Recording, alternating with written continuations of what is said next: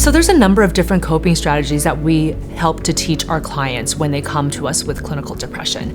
And I think it can be divided into several different categories. People who are depressed tend to have very negative thoughts about themselves, about other people, and about their future. And so one of the coping strategies we develop is how to deal with those negative thoughts. So on the one hand, some of those thoughts need to be taken out of the darkness, reflected upon, and checked so that you can start building more helpful thoughts instead. But also sometimes it's not that easy to change a thought.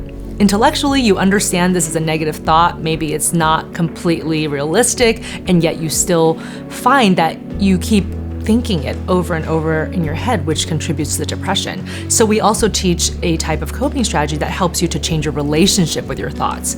Instead of accepting your thoughts as fact, as a truth, you see them for what they are, which is a mental event. Anybody can have a thought. We have 60,000 thoughts in a given day, that's the average, and we don't pay attention to all of it. So how do we change our relationship with these thoughts so that we don't just take them as fact and at face value?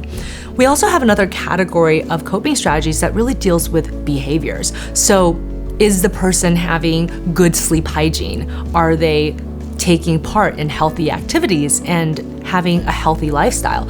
All of these things feed into risk factors for depression and can perpetuate it.